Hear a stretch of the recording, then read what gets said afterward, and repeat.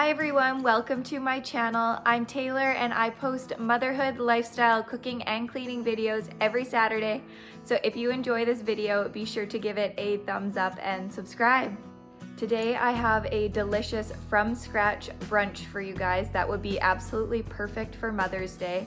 And I just think what better gift to give your mom or the moms in your life than a delicious home cooked meal. This will include a blueberry scone with lemon glaze as well as a breakfast casserole, and I will show a fruit plate, and I'm making a mocktail drink, but you could easily turn that into a mimosa. And I will include in the description what time each recipe is at in case you didn't want to make one of the recipes. You can just skip ahead to the next one. Anyways, I hope you guys enjoyed the video. So first we're going to do a blueberry scone recipe with a lemon glaze. And this is so much easier than it sounds. We're not using any fancy tools, we're just using our hands. And I promise you, just give this a shot. It is such a delicious and easy recipe to do. So for the scones, we will need 1.5 cups of all-purpose flour, a 1/2 cup of sugar, 1 teaspoon of baking powder, a 1/2 teaspoon of salt, 1 cup of fresh blueberries, a 1/2 cup of plain Greek yogurt, a 1/2 cup of butter, and you're going to want this to be frozen, so just pop it into the freezer 20 to 30 minutes before you start making these. 1 teaspoon of good quality vanilla, and 1 egg. And then for the glaze, we will need a 1/4 cup of powdered sugar, or they also call it icing sugar, 1 teaspoon of milk, I'm using whole milk here, and a teaspoon of fresh squeezed lemon juice. So my butter here has been frozen, and then we're going to grate it on a cheese grater. And now we're going to mix things. So this is the dry ingredients. We do the flour, the sugar, the baking powder, and the salt. And then you give that a really good mix together.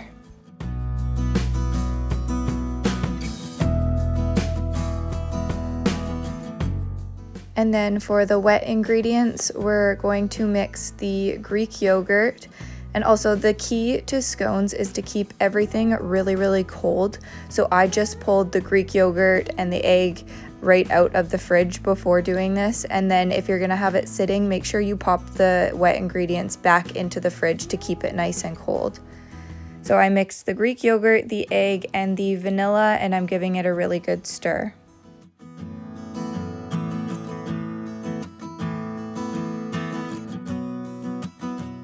And then I'm going to mix the grated frozen butter into the dry ingredients.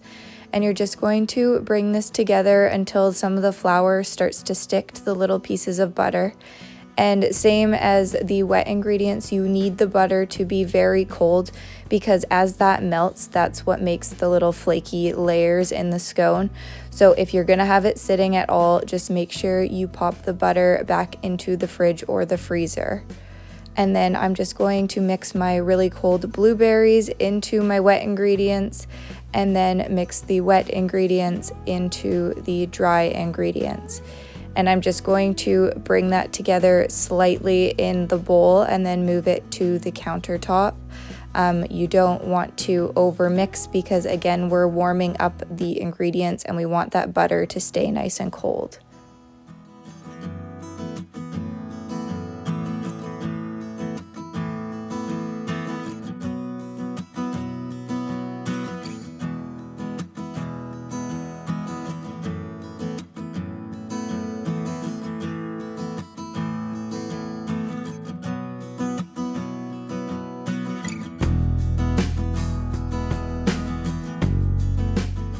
So the dough looks and feels quite dry as you're doing it, but it's because that butter is frozen, and that's going to be what melts into the rest of it.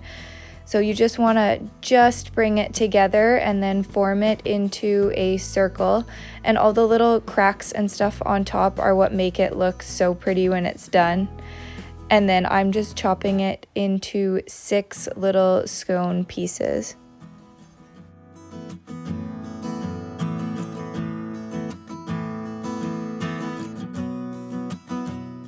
And then on a parchment lined baking sheet, I'm just going to place the little scones down, and then we are going to put this into the fridge for at least 20 minutes to let them chill. And then while the scones are chilling in the fridge, I'm just going to mix up the lemon glaze. So into my bowl with a teaspoon of milk, I've just dumped my powdered sugar, and I start to work the sugar and the milk together before adding my lemon juice, just because if you put lemon and milk right together, it could curdle. So I just like to stir my sugar and milk together first and then add in my lemon.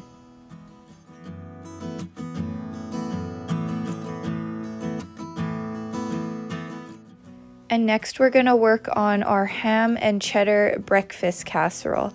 And for this one, we will need a 1/2 cup of milk. I'm using whole milk in this recipe. A 1/2 cup of chopped green onions. 1 pound of white or yellow potatoes chopped. 8 eggs. A 1/2 pound of diced ham. And 1 cup of shredded cheddar cheese.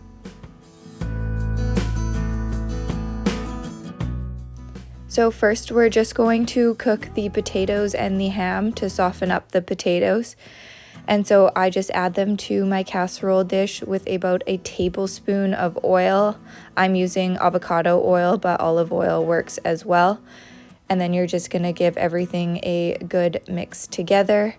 And then we are going to put this into the oven to soften, as well as our scones that have been resting. So this is just if you were doing all the recipes together.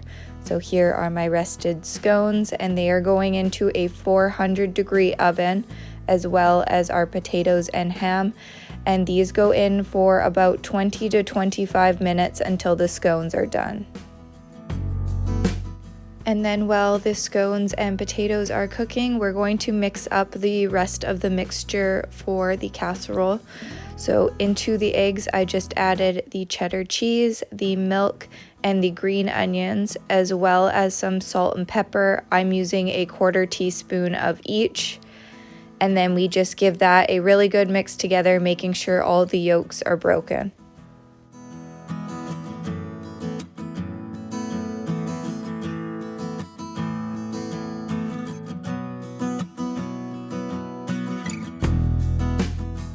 And so this is also a perfect time to make up a little fruit plate. And I just tried to reuse the same ingredients throughout this brunch. So in the drink, we're gonna use oranges and strawberries, and the scones used blueberries. So why not just make a fresh fruit plate as well? So my scones and potatoes were in the oven for about 25 minutes, and I knew the scones were done when they were slightly browned on the top, so I took those out to rest. And then the potatoes and ham, I just give them a really good stir so nothing is stuck to the bottom. And then I'm going to give my casserole dish a spray of olive oil around the edges, just so that the egg doesn't stick to it. And then we just pour over our egg and cheese mixture. And then I just go back over with a spoon to kind of spread out the cheese and the onions and make sure everything is even.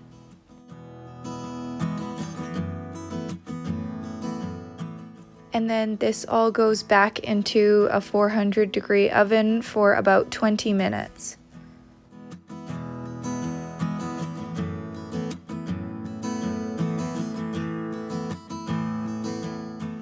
And here it is all finished, and it just needs to rest for a little bit, so we will move on to glazing the scones. So you want to let the scones cool and rest for at least 10 minutes, but even a bit longer is good. And then once I could move them, I just transferred them to a plate, and now I'm going over them with this delicious lemon glaze. And then I'm just going to put them on this cute little platter that I have.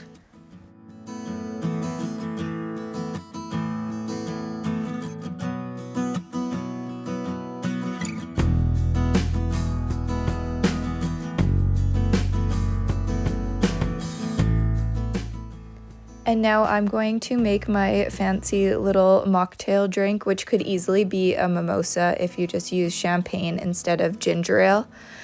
And so I'm just squeezing in the juice of either 1 or 2 oranges, depending how juicy they are. And I'm going to mash up some strawberries to mix in as well. For a regular mimosa, you can obviously just buy orange juice if you prefer, but I figured I have a fruit plate going anyways, so I had to have the fruit. I might as well make a really yummy fresh drink. And so I just mashed up a few strawberries with a fork, making sure to really try to break up the skins. And then if you prefer, you can put this through a fine strainer so that there aren't the pieces of strawberry in your drink. But I actually like the little pieces of strawberries. And so I just mixed it into the orange juice and gave it a good shake. And so I just put a little bit of the fresh strawberry and orange juice in the bottom of a wine glass. And I also put some ice in this as well. And then I'm topping mine with ginger ale, but like I said, you could easily just use champagne and have a fresh strawberry orange mimosa instead.